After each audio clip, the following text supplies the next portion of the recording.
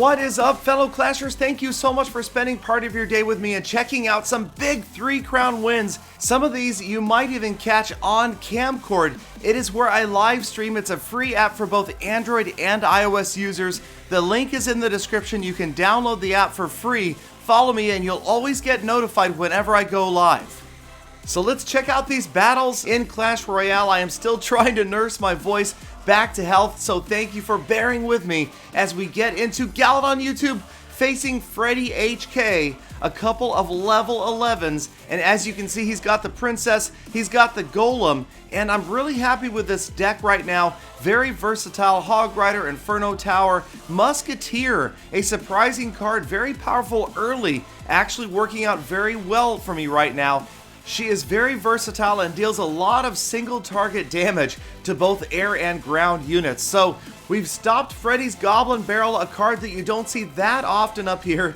It is out of the way, and he's got the Dark Prince dealing with my group of barbarians. I've got the poison spell though, and I love using the poison spell. I know it's a little bit unusual, and it's the only card I have for crowd control, but it usually seems to work out, and it's great for dealing with a princess who is shooting at your tower from the river. And that right there, the 1 crown lead, a surprising early 1 crown with only a minute down in this battle. To get that tower out of the way was a good feeling because now I could mostly just sit back and focus on defense. Also, I've got the advantage of being able to deploy units on the far side of the river so I can do things like take out those nasty elixir pumps. Here comes another Goblin Barrel. I drop minions back there, and it just happens to work out that the goblins don't split on 3 sides of the tower. The ideal Goblin Barrel placement is when you can drop it directly on your opponent's tower and the goblins end up on all 3 sides of the tower.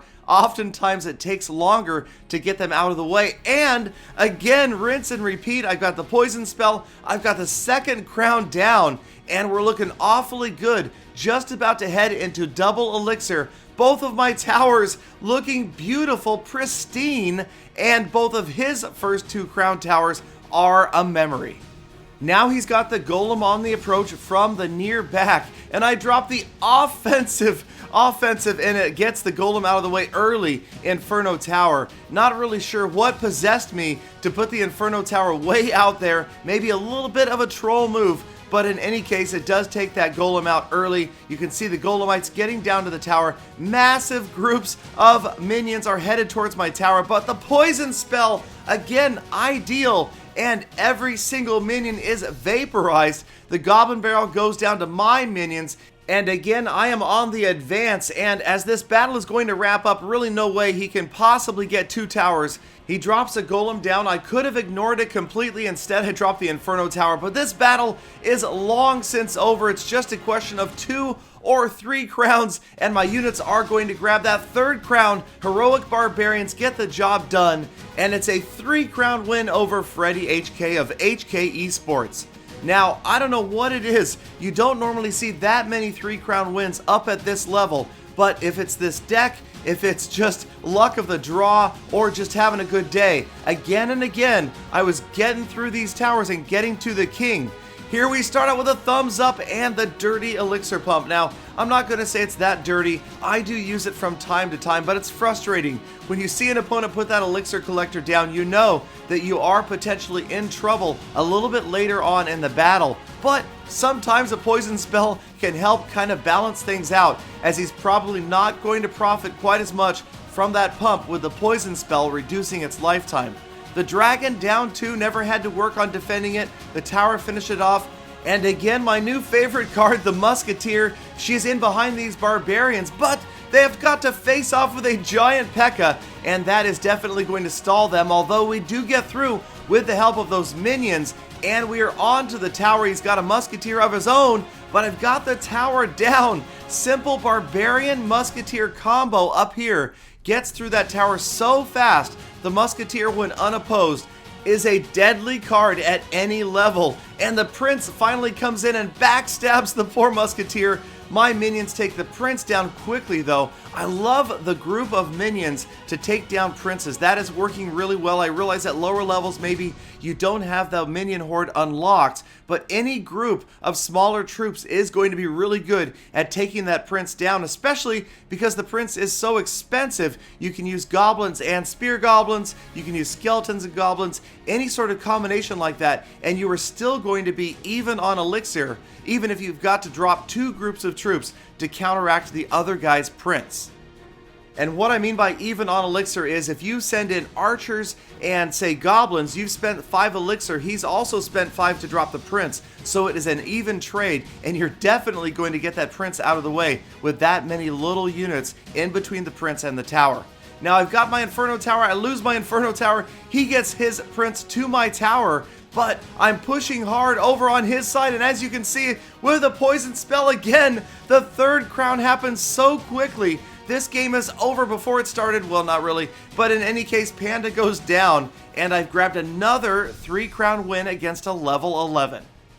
For this next replay, it's my most feared and most respected opponent when I go up against Ostry. It has happened many times. I am always surprised and a little bit scared to be facing him. I know that he is a man of skill, and I know that he loves the golden man, the golden boy, the prince, just like his clan name indicates. But again, the minions doing a great job despite the zap spell of getting that prince down and the barbarians, and moving on all the way to the tower, damaged, hurt but not down, with the hog rider underneath. And that's another dangerous combination. I don't know what it is.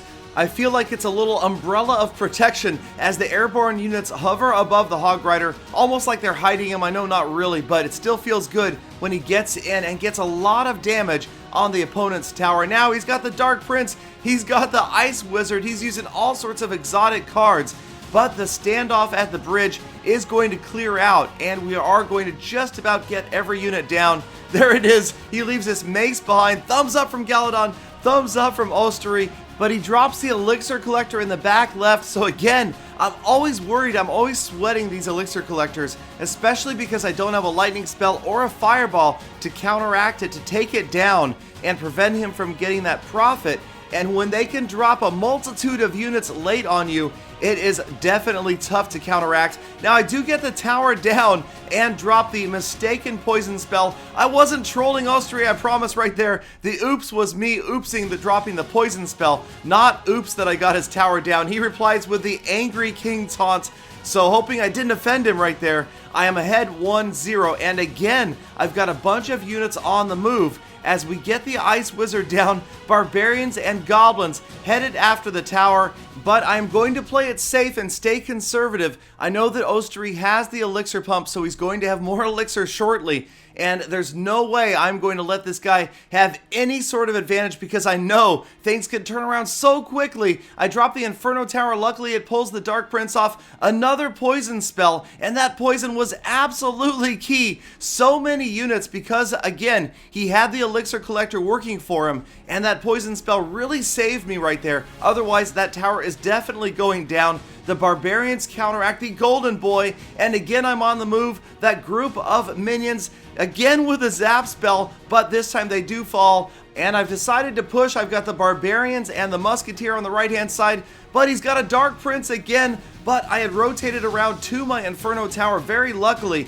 and am able to take down the Dark Prince combination, while the right hand side, the barbarians push again, and Ostery knows it's over. The 3rd crown, and the very first time I've ever 3-crowned Ostery. That one, believe it or not, is now my screensaver on my iPad. I'm gonna remember that one for a long time. Great battle, 3rd crown, and you missed it, but there was a crying emote in there from Ostery, and I did grab it, screenshotted it, and that is the screensaver on the Galadon iPad. So we move on to one more face-off here. Again, battle of level 11s. And again, I'm going to start out conservatively with this small group of minions in the back, trying to make sure that I can react to whatever happens. There it is, another knight. He's got the Prince, Dark Prince combination, not the knight, on the left-hand side. But the barbarians and the Minion Horde just immediately counteract it. I've got the poison spell once again. That's going to get that nasty, pesky princess out of the way.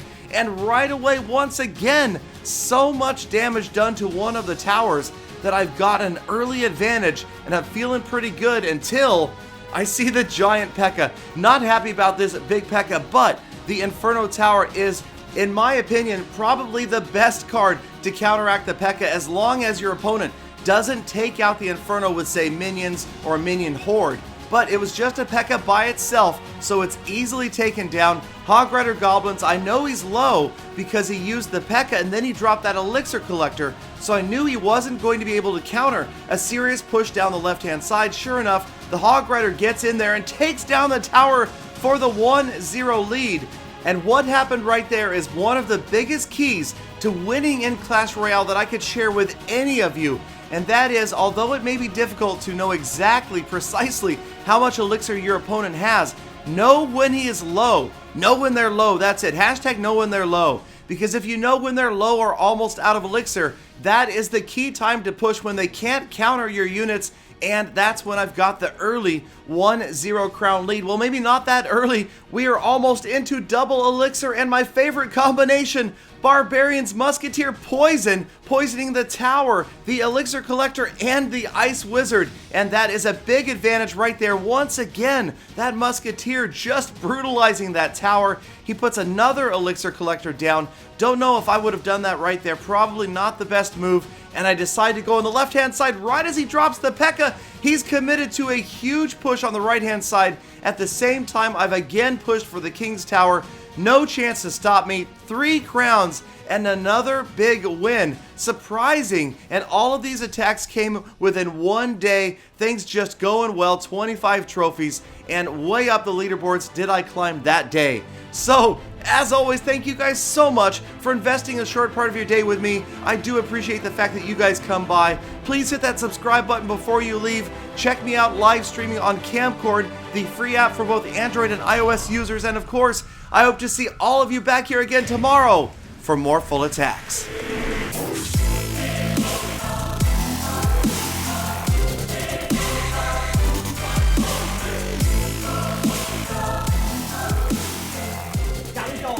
I love the idea of this umbrella of... and now he drops an elixir pumped. There's several seven or seven... the tip of the tongue, the teeth, the lips, the tip of the tongue, the teeth, the lips, the tip of the tongue, the teeth, the lips. The tip of the tongue, the teeth, the lips.